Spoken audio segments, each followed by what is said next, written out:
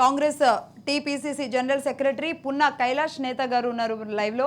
భువనగిరి ఎంపీగా ఆయన గ్రౌండ్లో కూడా ఆయన ఉన్నట్టున్నారు. నమస్తే అండి కైలాష్ నేత గారు. నమస్కారం మేడం. నమస్తే అండి. ఏంటి అసలు వచ్చినప్పటి నుంచి కాంగ్రెస్ నాయకులు చానాళ్ళ తర్వాత అధికారంలోకి వచ్చారు కాబట్టి ఫస్ట్ ఈ పదవులను అనుభవిస్తారు అంటే ముఖ్యమంత్రి దగ్గర నుంచి మంత్రుల వరకు అందరూ అనుకున్నారు. కానీ వచ్చిన దగ్గర నుంచి మేబీ నెక్స్ట్ మళ్ళీ జనరల్ ఎలక్షన్స్ ఉండడం రెస్ట్ లేదా, లేకపోతే తెలంగాణలో ఉన్న కార్యక్రమాల మీద రెస్ట్ లేదా, అసలు ఎవరూ రెస్ట్ లేకుండా ఎవరికి అపాయింట్మెంట్లు కూడా ఇవ్వకుండా ఒకే పనిలో పడ్డారు అందరూ. ముఖ్యంగా ఈ అధికారులు బయటకు వస్తున్నారు ఒక్కొక్కరిగా. ఏంటి ఇది మేడం? ముందుగా మీకు కానీ తర్వాత యాజమాన్యానికి ప్రేక్షకులందరికీ కూడా నమస్కారం మేడం. 9.5 సంవత్సరాల పాలన ఏదైతే తెలంగాణ ప్రజలు కోరుకొని తెలంగాణ రాష్ట్రం సిద్ధిస్తే వచ్చేటువంటి అవకాశాల కోసం ఆనాడు సమైక్య రాష్ట్రంలో జరిగినటువంటి ఒక విధ్వంసం కానీ, నిరుద్యోగ సమస్య కానీ, రైతుల ఆత్మహత్యలు కానీ, చేనేత కార్మికుల ఆత్మహత్యలు కానీ, లేకపోతే మహిళలకు అవకాశాలు లేకపోవడం కానీ, హరిజనులు, గిరిజనులు, బడుగులు, బలహీన వర్గాలు చాలా మంది ఇబ్బంది పడి స్వరాష్ట్రం కావాలన్నటువంటి ఆకాంక్షతోటి ఆనాడు కొట్లాడి కాంగ్రెస్ పార్టీని ఒప్పించి మెప్పించి తెలంగాణ రాష్ట్రం తెచ్చుకోవడం జరిగింది.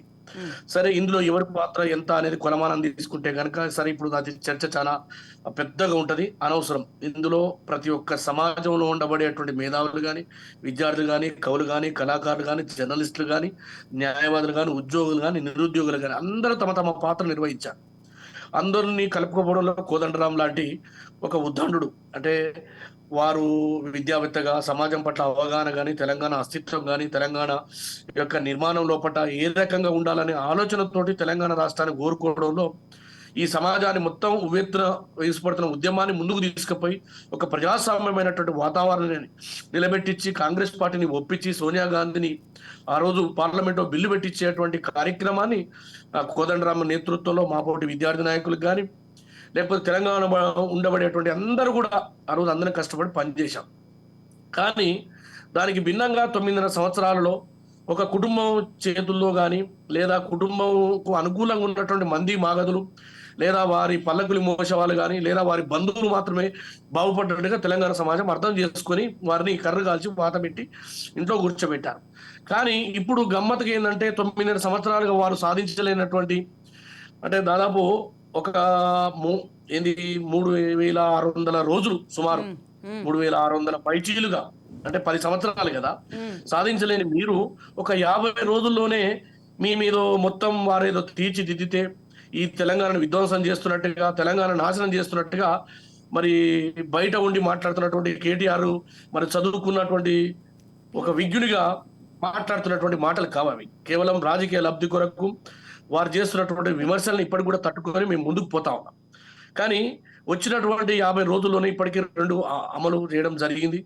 రాబోయే రోజుల్లో మరికొన్ని కార్యక్రమాలు ఏదైతే ప్రభుత్వం రేవంత్ రెడ్డి గారి నాయకత్వంలో కాంగ్రెస్ పార్టీని ముందుకు తీసుకుపోవడానికి ఆనాడు చేసినటువంటి పోరాటాలు కానీ, ప్రజల నుంచి వచ్చినటువంటి విజ్ఞప్తులు కానీ, ఇవన్నీ కూడా క్రోడీకరించుకొని మేనిఫెస్టోలో పెట్టినటువంటి అంశాలని తప్పకుండా 100 రోజుల్లో అమలు చేస్తామని చెప్పి ప్రజలకు ఇచ్చినటువంటి వాగ్దానం. అది టీఆర్ఎస్ పార్టీకి ఇచ్చిన వాగ్దానం కాదని, ఓట్లు వేసినటువంటి తెలంగాణ ప్రజలకు ఇచ్చిన వాగ్దానం.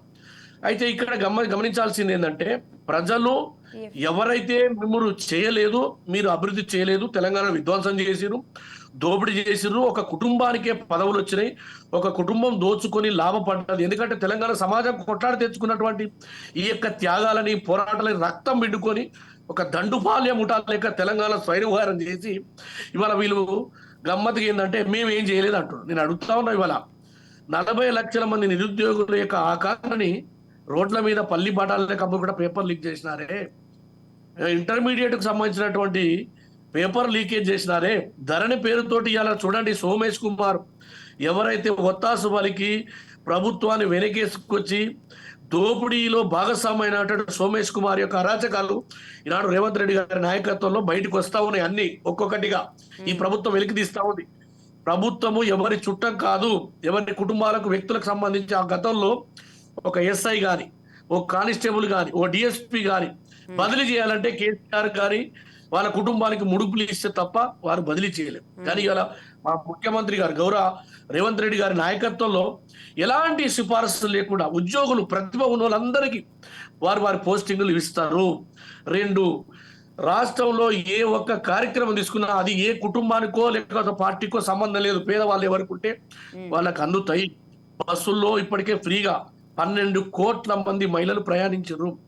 వాళ్ళ యొక్క సంతోషం చూడలేని మీరు డెఫినెట్ గా నేనేమంటున్నా 100% ఏది ఫలితాలు సంపూర్ణంగా రావు మేడం. ఏదైనా ఇప్పుడు బస్సులో చేస్తున్నప్పుడు ఆటో వాళ్ళకి నష్టం వచ్చింది కావచ్చు. ఆ నష్టాన్ని ఎట్లా పూడ్చుకోవాలని ముఖ్యమంత్రి గారు రేవంత్ రెడ్డి గారు ఆలోచన చేస్తారు. కానీ ఆ ఆటో వాళ్ళని ఈ రోజు మరి ప్రతిపక్షంగా టీఆర్ఎస్ క్యాప్చర్ చేస్తుందిగా. అంటే విత్ ఇన్ ద కనీసం 6 months కూడా కాకుండా మీరు తీసుకున్న ఒక నిర్ణయం, ఒక సంక్షేమ పథకం, మీ హామీలో ఒక భాగం, అది మీకే ప్రాబ్లం తెచ్చేలాంటి పరిస్థితులు రావట్లేదా? రేపు జనరల్ ఎన్నికల మీద అందరి టార్గెట్ కాబట్టి. మేడం అటువంటి ఇప్పుడు ఒక ప్రాజెక్టు కట్టినప్పుడు లక్షల ఎకరాల సాగు భూమిని మనం నీటిపారుదల రంగం వైపు మళ్లించినప్పుడు, నీళ్లు మళ్లించినప్పుడు 100 ఎకరాలు మునిగిపోతాయి. వాళ్ళకి కాంపెన్సేషన్ ఇవ్వడం, వాళ్ళకి ఇండ్లు ఇవ్వడం, వారికి ఉద్యోగాలు కల్పించడం లాంటి ప్రభుత్వం ఆలోచన చేస్తుంది. గతంలో మేము చేసినాం. కానీ ఈ ప్రభుత్వం ఏ రోజు కూడా అటువంటి ఆలోచన చేయకుండా గుడ్డెద్దు చేలబడ్డట్టు ఏదో కాళేశ్వరం అని చెప్పేసి దోచుకోవడానికి కట్టింది కూడా మునిగిపోయింది, తర్వాత కూలిపోతా ఉన్నది. ఇది వాళ్ళు సాధించినటువంటి ప్రగతి. ఇప్పుడు 60-70 సంవత్సరాల నుంచి సమైక్య రాష్ట్రంలో మనం శ్రీశైలం కానీ, నాగార్జున సాగర్ కానీ, ఆ తర్వాత నెట్టెంపాడు, కోయిల్ సాగర్, తర్వాత ఏదైతే మనం కార్యక్రమాలు ప్రాణహిత కూడా మనం 90% పూర్తి చేసిన దాన్ని పక్క పెట్టి డబ్బుల కోసం ప్రాజెక్టులు చేపట్టారు తప్ప తెలంగాణ హితం కోసం కానీ, తెలంగాణ ప్రజల కోసం కానీ ఏ కార్యక్రమం చేపట్టలేదు. అది స్పష్టమైంది. కాబట్టి ప్రజలు వాళ్ళని ఇంట్లో కూర్చోబెట్టిరు, అధికారం మాకు ఇచ్చారు. కాబట్టి ముఖ్యమంత్రి గారు ఏదైతే ఒక కార్యక్రమాలను తీసుకొని ప్రజలకు వెళ్తా ఉన్నారో వాళ్ళకు అంటే చాప కింద నీరు లెక్క ఇవాళ తెలంగాణ సమాజం మొత్తం పూర్తిగా వారికి వ్యతిరేకంగా పవనాలు ఉన్నాయి. రేపు లోక్సభ ఎన్నికల్లో కూడా వాళ్ళని బొంద పెట్టే కార్యక్రమం ఉన్నారు. కాబట్టే ఇవాళ వాళ్ళు ఏం చేస్తున్నారు, సన్నాయి నొక్కులు నొక్కుతారు.